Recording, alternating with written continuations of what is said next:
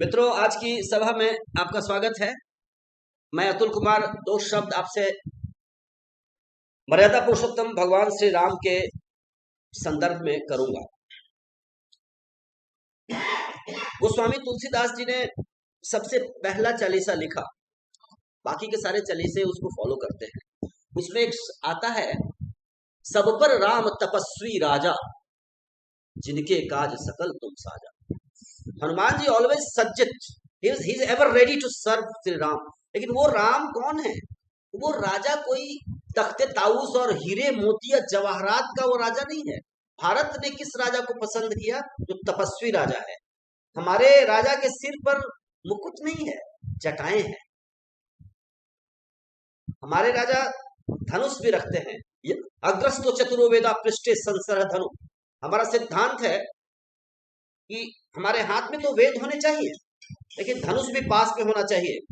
और जैसे कमांडोज के हाथ उंगलियां जैसे ट्रिगर पर ही होती हैं, ये आदेश होता है आर्मी में, गाड़ी अगर जा रही है तो कमांडोज जो हैं उनको इसी तरह से, ऑफिसर्स को भी इवन माउजर आपके पास है रखना। उसी तरह रामचंद्र जी के जो शस्त्र होते थे, आप देख लीजिए मानस में हर जगह उनके बिल्कुल साथ होते थे। बातचीत कर रहे हैं जामवंत से, विभीषण से, किसी से बात कर रहे हैं, ऐसा तुलसीदास ने चित्र खींचा है। और दोकर हाथ सुधारत बाना, बाण को कभी छू रहे हैं, कभी इस तरह से है। एक बार केवल ऐसा हुआ कि अस्त्र से दूर हो गए। वो कैसे? तो जब भरत जी से मुलाकात हुई, उठे राम सुनु प्रेम अधीरा, कहूं पट कहूं निसंग धनु तीरा। उस समय वो भूल गए और जो दुपट्टा नीचे गिर जाता है, धनुष अलग भेदा, तो भरत से मिलते समय, अन्यथा तीर धनुष बाण सदा होता था उनके साथ। और भगवान कृष्ण ने भगवत गीता के कंक्लूडिंग वर्ष में भी कहा है, यत्र योगेश्वर कृष्णो यत्र पार्थो धनुर्धरः तत्र श्री विजयो भूतिर ध्रुवा नीतिर मतिर ममा। हमें उस पार्थ की जरूरत है जो खाली हाथ पार्थ नहीं, पार्थो धनुर्धरा। योगेश्वर कृष्ण भी चाहिए, ऊंचे विचार भी चाहिए, साथ साथ we don't need empty handed Partha. पार्थो धनुर्धरा with all the modern equipments. जब इरादे नेक होंगे, जब आपके पास सारे आधुनिक अस्त्र शस्त्र होंगे, तब क्या होगा? तत्र श्री, वेल्थ, विजयो, विक्ट्री, विभूति, ग्लोरी। तो वेल्थ, विक्ट्री और ग्लोरी तभी फॉलो हो सकता है जब आपके पास मानवीय मूल्य उच्च स्तर के हो और कार्य करने की तत्परता हो, आपके साथ मॉडर्न इक्विपमेंट्स हो। तो राम का जीवन ऐसा है। आप बड़ा विरोधाभास लगता है। एक तरफ तो तपस्वी, जंगल, जब अयोध्या से निकलते हैं तो बिल्कुल वहां माता ने क्या कहा था? 14 बरस राम बनवासी, तापस वेश विशेष उदासी। 14 बरस राम बनवासी, वेश तपस्वी का होना चाहिए। ऐसा नहीं कि उधर जाके बरगद के पेड़ के पीछे पीछे पिकनिक हो रहा है, ऐसा नहीं, बिल्कुल ये मेंटेलिटी नहीं है। तापस वेश वेश। तो जैसे ही अयोध्या से बाहर निकलते हैं, वेट नहीं करते कि जटा बनने में तो 2 साल लगेगी, अब वो तो मर्यादा पुरुषोत्तम है, तो तुरंत बरगद का दूध मंगा करके तुरंत वो राजसी बालों को, केश विन्यास को उन्होंने जटा में परिवर्तित किया।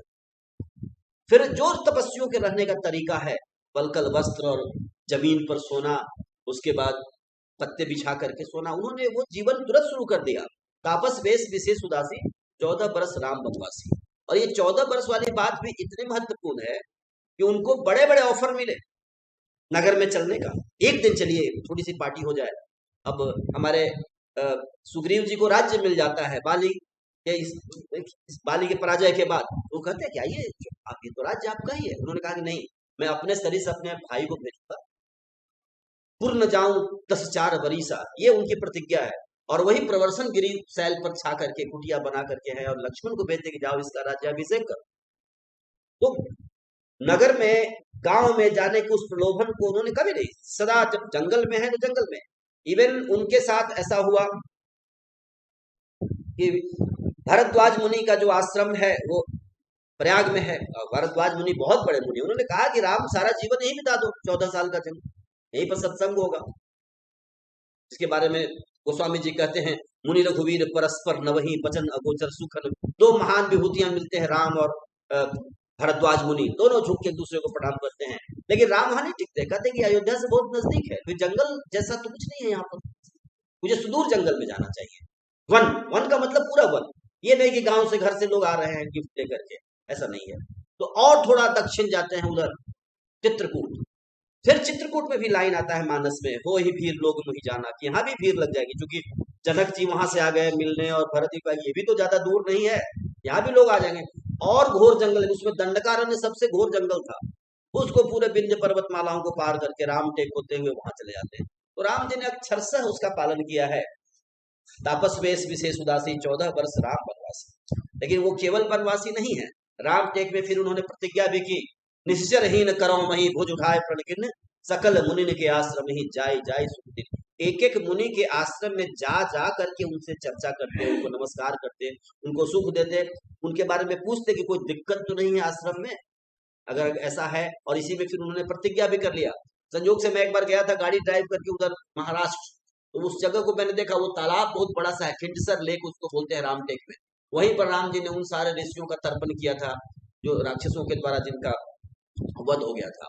तो हमारे जो राजा हैं वो तपस्वी हैं, लेकिन राजा चुके हैं तो वेश तपस्वी का है, आचरण सारा तपस्वी का है, जीवन तपस्वी का है, लेकिन उन्होंने शस्त्र धारण कर रखा है, और शस्त्र भी ऐसे कि सदा अपने साथ रखते हैं। इसी में उन्होंने 2 युद्ध भी उस वनवास में लड़े।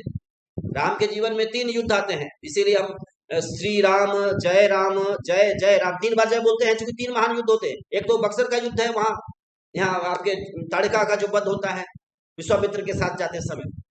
दूसरा युद्ध जनस्थान का युद्ध है, जहाँ 14,000 राक्षसों का संहार होता है, तीसरा खरदूषण, और तीसरा युद्ध सुवेल पर्वत की घाटी में होता है, जहाँ रावण के साथ युद्ध होता है राम। ये 3 महान युद्ध होते हैं। तो राम जी को, लेकिन जो ये दादा ने भी बात कही, ये बात बहुत ही महत्वपूर्ण है कि जंगल में नहीं अगर राम जाते तो जिस राम को आज हम राम कह रहे हैं वो राम हमें नहीं मिलता, सिंहासन वाला राम मिलता। वैसे तो हमने बड़े सम्राट देखे हैं, विक्रमादित्य, ये वो, भारत में सम्राटों की थोड़े कमी है, लेकिन हमारे जो सिंहासन, हृदय के सिंहासन पर जो राजा हैं वो तपस्वी राजा, और ये अवसर भी सब कोई नहीं दे सकता। ये अवसर भी कोई दे सकता है बहुत तपस्वी और बहुत दूरदर्शी आदमी, और ये अवसर उनको कैकेयी माता ने दिया, जिसके लिए बड़े बड़े मूल्य चुकाने पड़े। पता था कि राजा दशरथ कितने अटैच्ड है राम से, इनकी मृत्यु हो जाएगी, भरत त्याग कर देगा उनका, ये सब पता था, फिर भी राम के चरित्र को चूंकि चमकाना था तो उन्होंने ये ऐसा व्यवस्था किया और उनको जंगल की तरफ भेजा। भारत में कहते हैं कि घोड़ा लोटा बेटा, मैंने गांव में सुना है, ये गांव में नहीं चमकते, ये प्रदेश जाते हैं तो चमकते हैं। जब चुनौतियां आती हैं तब इनके जीवन का निखार आता है, इनके भीतर के जो सद्गुण है वो सब प्रकट होते हैं। तो इनको संघर्ष में जाने दो। और शेरों के, लायंस के प्राइड में भी ऐसा होता है, खास उम्र के बाद शेर के बच्चों को भगा दिया जाता है कि अब यहाँ नहीं रहना है, फिर 2-4 दिन वो भूखे रहते हैं, शिकार करने नहीं आता, फिर वो धीरे धीरे करते हैं। तो इस तरह की व्यवस्था की गई कि राम जंगल में जाए। तुलसीदास बड़ा अच्छा एक पंक्ति यहाँ पर कहते हैं, नव गयंद रघुवीर मन राज अलान समान, कि राम जी का मन तो हाथी के छोटे बच्चे के तरह से है जो जंगल से पकड़ के लाया गया। और राज, ये राजकाज क्या है, तो जैसे कोई सिक्कर बंधा हुआ है और हाथी का बच्चा चाह रहा है कि कब मैं छूटूं और कब मैं जंगल पहुंच जाऊं। अब देखिए राम जी ने जो उत्तर दिया है, तो कहा गया कि ऐसा ऐसा कहा, इतनी छोटी बात के लिए इतना राजा पिताजी इतना दुखी क्यों है। अब फिर उन्होंने जंगल की इतनी प्रशंसा की है, इतने गुण गिना दिए जंगल के, कि ऋषि मुनियों का सानिध्य होगा, बड़े बड़े अस्त्र शस्त्र उनसे प्राप्त होगा, उनकी तपस्या का हमें लाभ मिलेगा, आशीर्वचन, मैंने जंगल के उन्होंने पुल बांध दिए तारीफ के, और वो जंगल मानो वो पहले से तैयार थे जंगल जाने के लिए। तो ये हमारे राजा राम हैं। और ये सही बात है कि भारत जिस राजा राम को जानता है वो तपस्वी राजा हैं, वो वनवासी राजा हैं, और हमारे ऋषि मुनियों की पूरी परंपरा वन की परंपरा है। वेदों के बाद जो उपनिषद हैं उनमें अरण्यक शब्द भी आता है, और सारे के सारे उपनिषदों का निर्माण वन में हुआ है।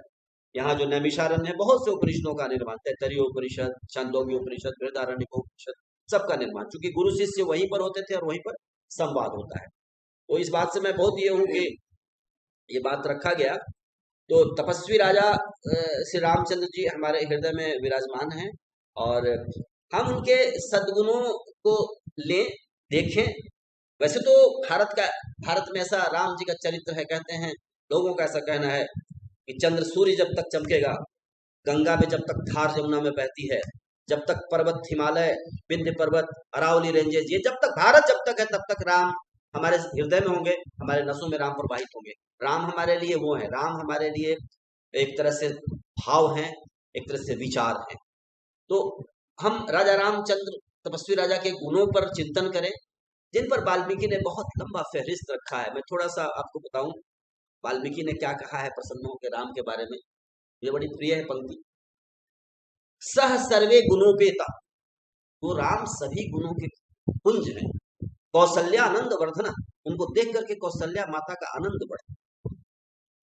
समुद्र इव गांधीर्य, उनकी गंभीरता प्रशांत महासागर जैसी, समुद्र जैसा गंभीर। धैर्य न हिमवानिव, और उनका धैर्य हिमालय पर्वत की तरह है। तो हमारे मनीषी कहते हैं कि राम के उसी नाम में भारत का की पूरी एकता है, समुद्र से लेकर हिमालय तक एक भारत है, और राम ने यही किया भी। अयोध्या हिमालय के पास ही है, उत्तर प्रदेश में, और वहां से निकल करके बिल्कुल उस भारत के अंतिम छोर तक गए और पूरे भारत का उन्होंने एकीकरण किया। तो ये राम का चरित्र है, हम इस पर विचार करें, मनन करें, चिंतन करें और आपस में चर्चा करें, ये हमारे लिए सदा ही कल्याणकारक होगा। और राम का नाम ये भी है कि राम, तो राष्ट्र का मंगल, हमारे राष्ट्र का मंगल भी इसी बात में निहित है कि हम राम जी के चरित्र पर अनुचिंतन करें, विचार करें और उनको हम उनका अनुसरण करें। धन्यवाद। जय श्री राम, जय भारत, जय जगत।